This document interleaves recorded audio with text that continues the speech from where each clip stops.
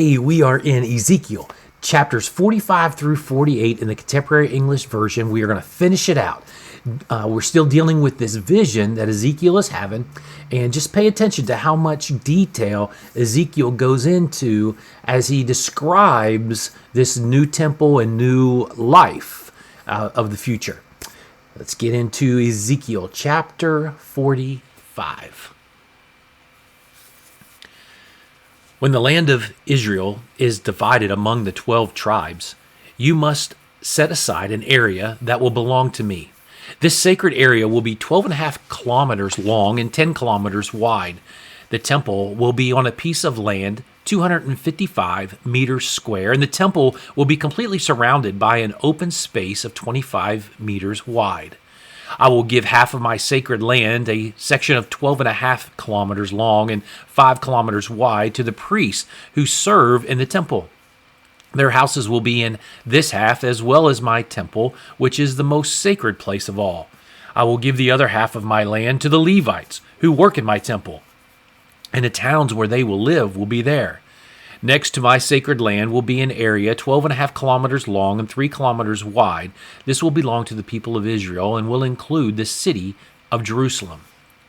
The regions west and east of my sacred land and the city of Jerusalem will belong to the ruler of Israel.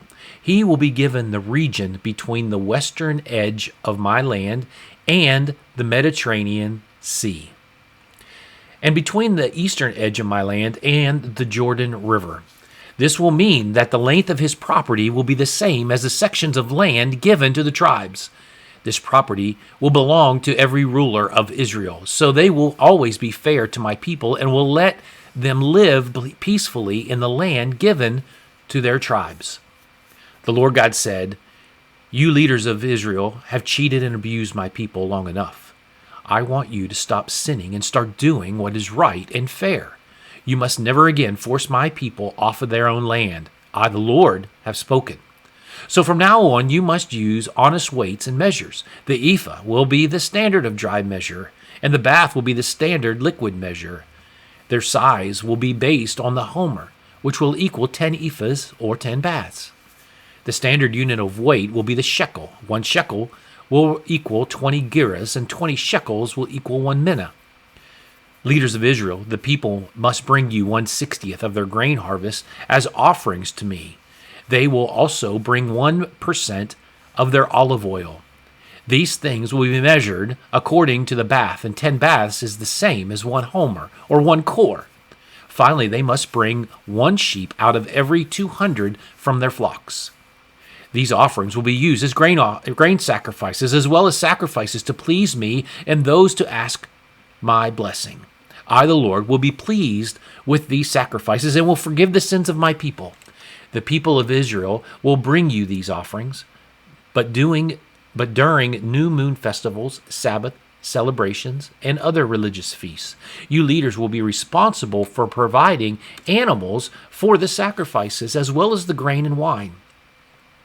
All these will be used for the sacrifices for sin, the grain sacrifices, the sacrifices to please me, and those to ask my blessing. I will be pleased and will forgive the sins of my people." The Lord God said, "On the first day of the first month, a young bull that has nothing wrong with it must be offered as a sacrifice to purify the temple. The priest will take some blood from the sacrifice and smear it on the doorposts of the temple, as well as on the 4 corners of the altar and on the doorposts of the gates that lead into the inner courtyard. The same ceremony must also be done on the 7th day of the month, so that anyone who sins accidentally or without knowing it will be forgiven, and so that my temple will remain holy. Beginning on the 14th day of the first month and continuing for 7 days, everyone will celebrate Passover and eat bread made without yeast. On the first day, the ruler will bring a bull to offer as a sacrifice for his sins and for the sins of the people. Each day of the festival, he is to bring 7 bulls and 7 rams as sacrifices to please me, and he must bring a goat as a sacrifice for sin.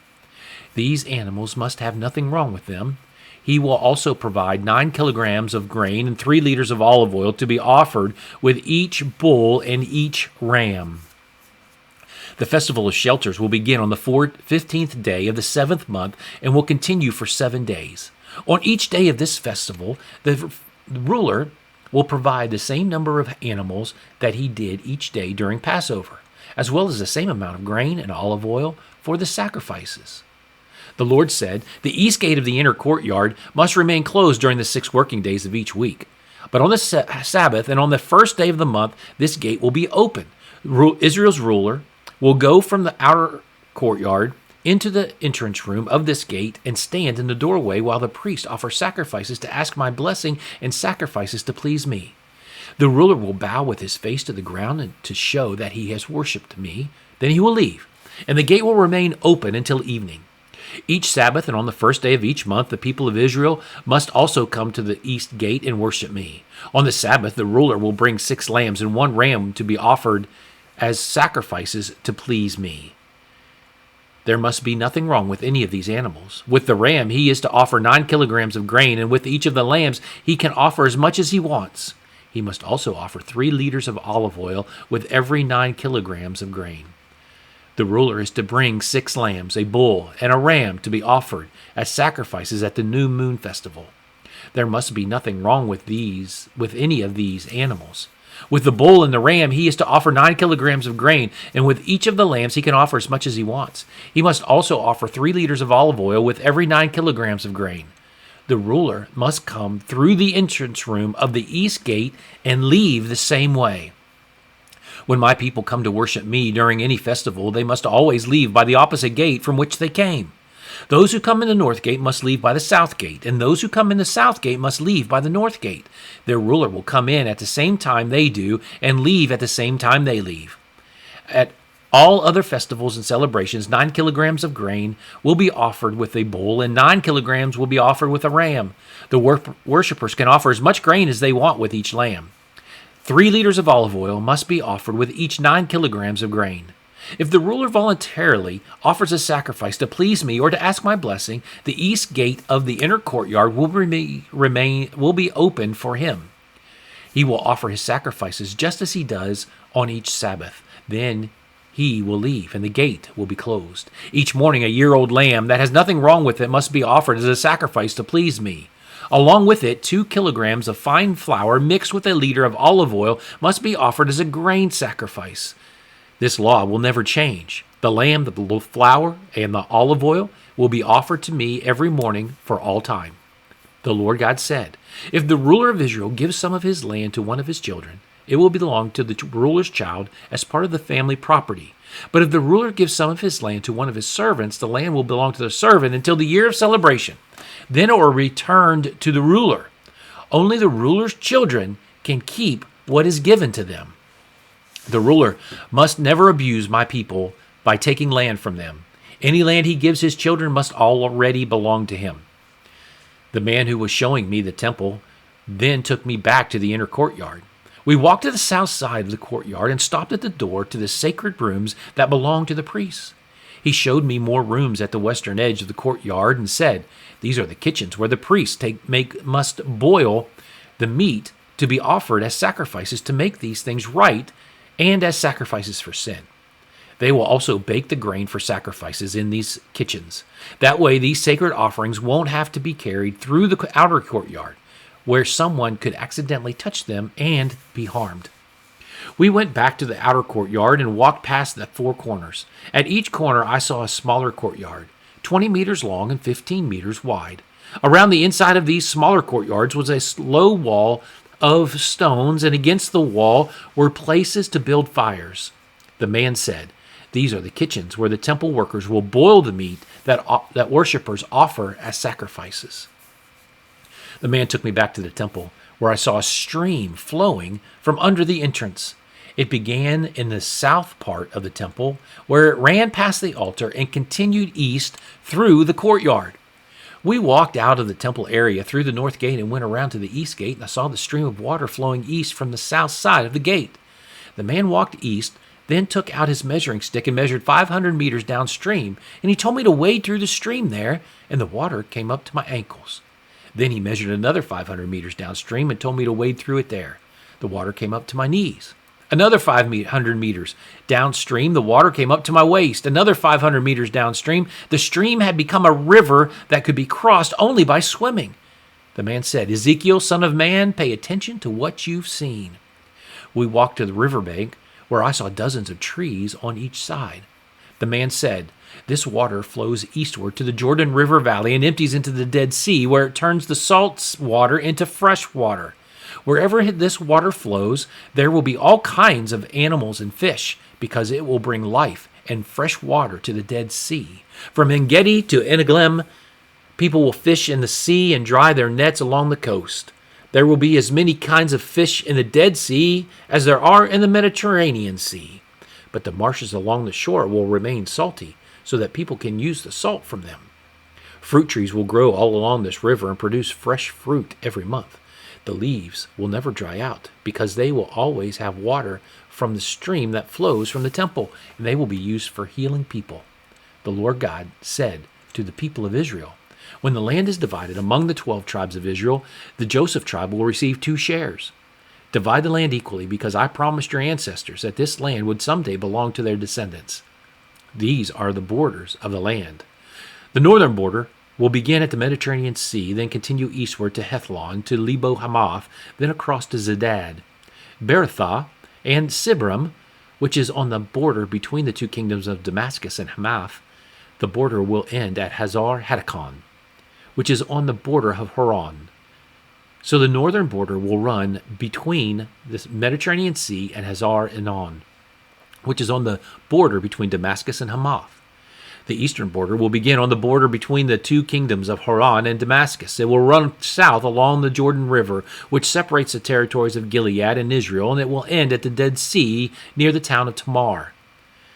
The southern border will begin at Tamar, then run southwest to the springs near Mirabeth Kadesh. It will continue along the Egyptian Gorge and will end at the Mediterranean Sea. The western border will run along the Mediterranean Sea to a point just west of Lebo Hamath. That is the land to be divided among the tribes of Israel. It will belong to the Israelites and to any foreigners living among them whose children were born in Israel. These foreigners must be treated like any other Israelite citizen, and they will receive a share of the land given to the tribe where they live. I, the Lord God, have spoken. Each tribe will receive a section of land that runs from the eastern border of Israel west to the Mediterranean Sea. The northern border of Israel will run along the towns of Hethlon and Lebo Hamath and will end at Hazar Enon, which is on the border between the kingdoms of Damascus and Hamath. The tribes will receive their share of land in the following order from north to south: Dan, Asher, Naphtali, Manasseh, Ephraim, Reuben, and Judah. South of Judah's territory will be a special section of land. Its length will be 12.5 kilometers, and its width will run from the eastern border of Israel west to the Mediterranean Sea. My temple will be located in this section of land. An area in the center of this land will belong to me. It will be 12.5 kilometers long and 10 kilometers wide. I, the Lord, will give half of my sacred land to the priests. Their share will be 12.5 kilometers long and 5 kilometers wide, and my temple will be right in the middle. Only priests who are descendants of Zadok will receive a share of this sacred land, because they remained faithful to me when the Levites and the rest of the Israelites started sinning. The land belonging to the priests will be the most sacred area, and will lie south of the area that belongs to the Levites. I will give the other half of my sacred land to the Levites. Their share will be 12.5 kilometers long and 5 kilometers wide, and they must never sell or trade any of this land. It is the best land and belongs to me. South of my sacred land will be a section 12.5 kilometers long and 3 kilometers wide. It will not be sacred, but will belong to the people of Israel and will include the city of Jerusalem, together with its houses and pasture land. The city will be a square. Each side will be 2 kilometers long, and an open area 125 meters wide will surround the city. The land on the east and west sides of the city limits will be farmland for the people of Jerusalem. Both sections will be 5 kilometers long and 3 kilometers wide. People from the city will farm the land, no matter which tribe they belong to. And so in the center of this special section of land will be for my sacred land, as well as for the city and its property. The land will be a square, 12.5 kilometers on each side. The regions east and west of this square of land will belong to the ruler of Israel. His property will run east of the Jordan River and west of the Mediterranean Sea. In the very center of this property will be my sacred land as well as the temple, together with the share belonging to the Levites in the city of Jerusalem. The northern border of the ruler's property will be the land that belongs to Judah, and the southern border will be the land that belongs to Benjamin. South of this special section will be the land that belongs to the rest of Israel's tribes. Each tribe will receive a section of land that runs from the eastern border of Israel west to the Mediterranean Sea. The tribes will receive their share of land in the following order from north to south: Benjamin, Simeon, Issachar, Zebulun, and Gad. Gad's southern border is also the southern border of Israel. It will begin at the town of Tamar, then run southwest to the springs near Mirabeth Kadesh. It will continue along the Egyptian gorge and end at the Mediterranean Sea. That's how the land of Israel will be divided among the 12 tribes. I, the Lord God, have spoken. The city of Jerusalem will have 12 gates, 3 on each of the 4 sides of the city wall. These gates will be named after the 12 tribes of Israel. The gates of Reuben, Judah, and Levi will be in the north. Joseph, Benjamin, and Dan will be in the east. Simeon, Issachar, and Zebulun will be in the south. Gad, Asher, and Naphtali will be in the west. Each side of the city wall will be 2 kilometers long, and so the total length of the wall will be 10 kilometers. The new name of the city will be "The Lord is Here."